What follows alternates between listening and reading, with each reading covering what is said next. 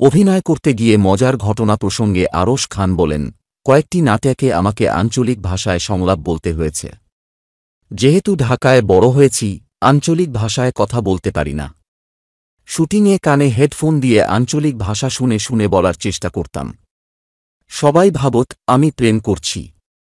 একদিন এক পরিচালক এসে বললেন, ভাই আপনি মনে হয় নাটক নিয়ে সিরিয়াস না। বললাম, কেন? তখন তিনি বললেন, সারা দিন তো হেডফোন কানে দিয়ে বসে আছেন। তখন হেডফোনটা তাঁর কানে দিলাম। শুনে আমাকে জড়িয়ে ধরে শরীর বললেন।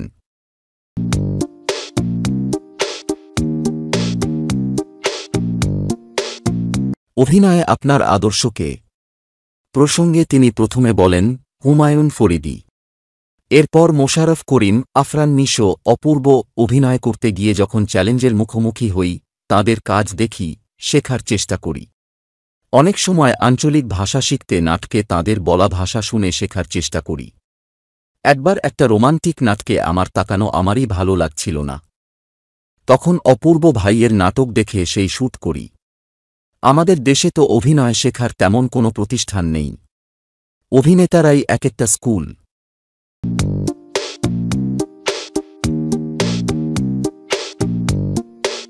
আমার না একটা বউ দরকার, আমার একটা মা দরকার নেই। তো তুমি আমাকে খারাপ ভাবলে ভাবতে পারো, আই ডোন্ট কেয়ার।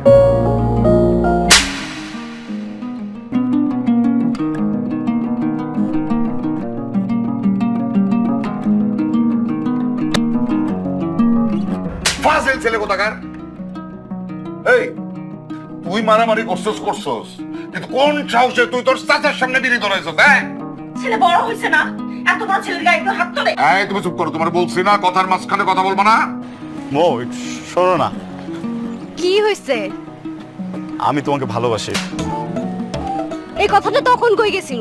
আমার তো এখন মনে হচ্ছে তখন তুমি ইচ্ছা করে বলো নাই। নার্ভাস হয়ে গেছিলাম। এই তোর লজ্জা করে না তুই যে মানে এই সুমিত্রামি ঘুরে বেড়াস? লজ্জা করে না, গুড ফিল হইতেছে। বাবার সাথে কেউ এইভাবে বেয়াদবি করে? তোমারে আমি চুপ থাকতে বলছি। ভদ্র ছেলে।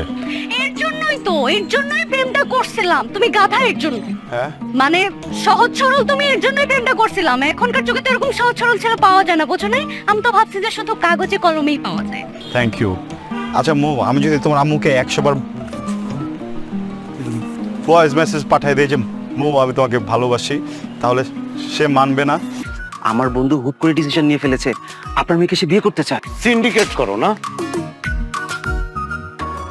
আসসালামু আলাইকুম। ওয়ালাইকুম আসসালাম। ওরা যে বন্ধুর কথা বলতেছিল না, ওটা আমি আপনার মেয়েকে বিয়ে করতে চাই। তোর একটুকু খারাপ লাগলো না যে এতগুলি মানুষের সামনে আজকে আমার এরকম একটা বেজ্জতি করতে? বাবা আমি খুবই সরি তোমাকে ছোট করার জন্য, কিন্তু বাবা যেটা বলছি সেটা তো বলছি। আবার কি বলছিস? একটু কম করে বললে হয় না বাবা? এই তুমি চুপ করো।